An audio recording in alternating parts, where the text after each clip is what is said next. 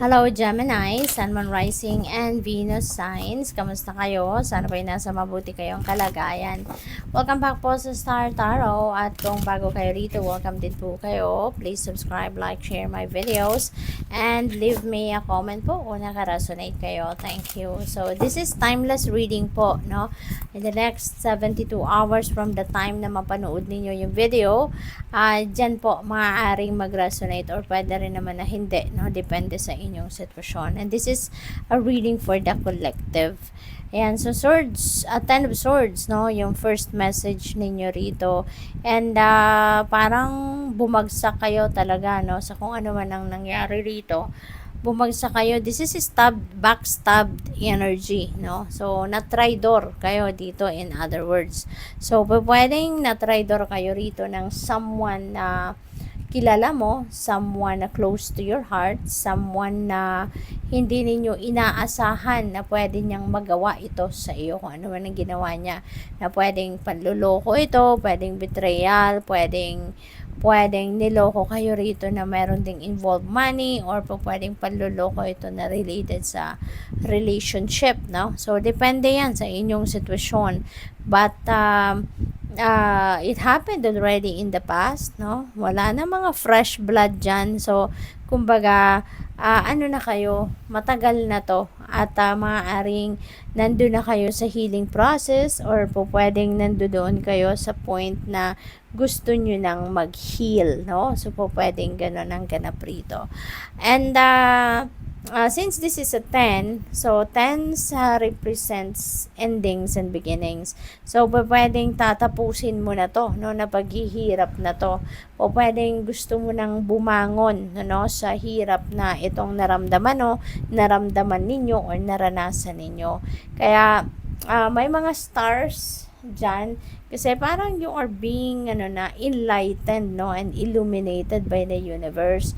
O pwedeng magigising na kayo sa katotohanan ng ngayon na enough is enough, 'di ba? Kayo na nga ang nasaktan, no, ng kung sino man mahal ninyo sa buhay, nasaktan kayo for the longest time. Tapos, mas lalo pa ninyong pinapahirapan din ang sarili ninyo by harboring, diba? The galit, the resentments, yung mga emotional wounds and emotional baggages na dinulot ng taong ito sa'yo. Kaya po pwede, no, na babangon na kayo from this. Pwedeng magdedesisyon na kayo na tapusin mo na yung galit na yan, yung resentments na yan, tapusin mo na yung pagpapahirap mo din sa sarili mo. Kaya, pwedeng ka na rito, pwedeng papunta ka na sa paghilom. You know, mas pipiliin mo na dito na magpatawad, no? Para nang sa gayon, maka-move on ka na from this situation. So, with the Knight of Pentacles, pinag-isipan mo to, no?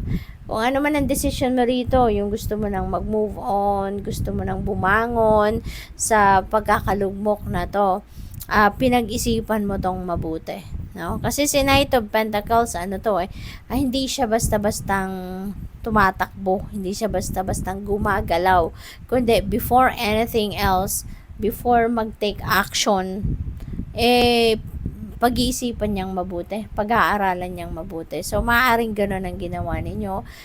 Maaaring nagmuni-muni kayo rito, nag-reflect, no? And maybe, ito yung napag-desisyonan ninyo na it's about time na to move on. Diba? So, with the 7 of Cups, there are various opportunities dito, no?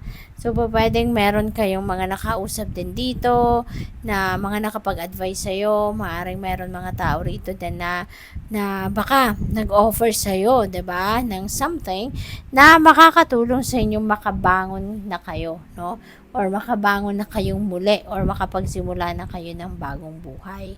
So, pwedeng meron kayo ritong pwedeng meron ditong nag-advise sa'yo, diba? At maaaring nag-o-offer sa'yo ng kung ano man, no? Baka o-offeran kayo ng magkaroon kayo ng mag-travel kayo.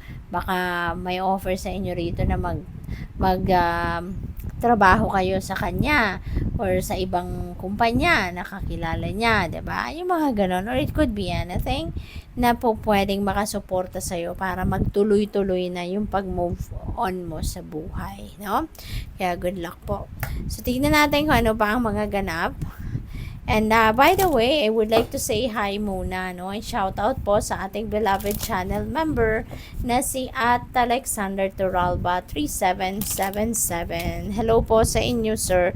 And maraming salamat po, no, sa lagi po ninyong pag-share ng inyong mga blessings. Salamat po sa inyong pinapadalang super thanks. And kung meron meron tayong join button po sa baba ng video. So, kung interested din po ang iba sa inyo na mag-member sa ating channel, yun lang po ang i-click ninyo, yung join button sa baba. We have harmony. Ayan, you are going to find a harmony within yourself na. Finally, kaya siguro kayo handa na rin na bumangon from this situation, no? Kasi you found the love for yourself, no? Bumabalik na, nare-realize nyo na rito na ang mas mahalaga ay yung sarili ninyo. Mahalin muna ninyo ang inyong sarili, no? So you have found the love for yourself, and you found the harmony and peace. Siguro kaya handa na kayong mag-move on.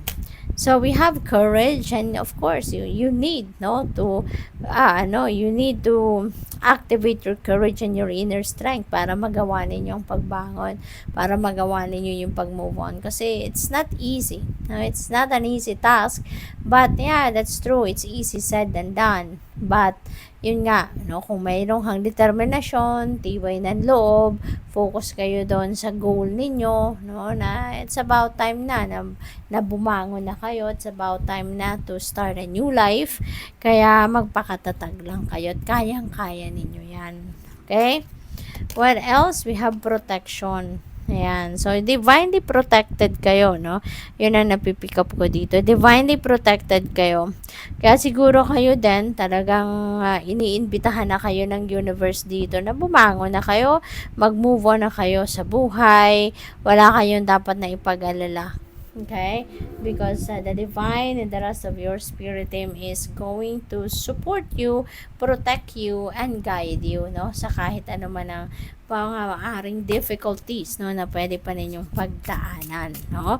And since galing kayo sa betrayal, galing kayo sa sama ng loob, galing kayo sa pagkaloko, yung ganon, no? Maybe the lesson, no, the important lesson also that you need to, to instill in your mind is to protect your heart.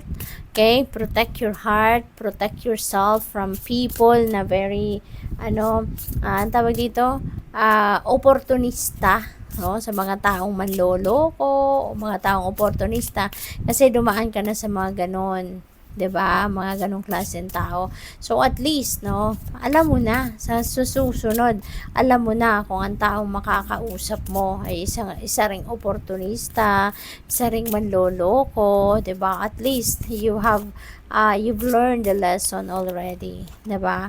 So we have Ace of Swords. Ayan. So you're going to survive, no? You are going to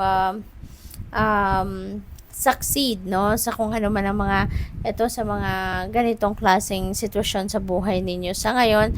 You are going to succeed over that, no? Mapagtatagumpayan mo yan, magkakaroon ka ng lakas ng loob, tibay ng dibdib, at makukuha mo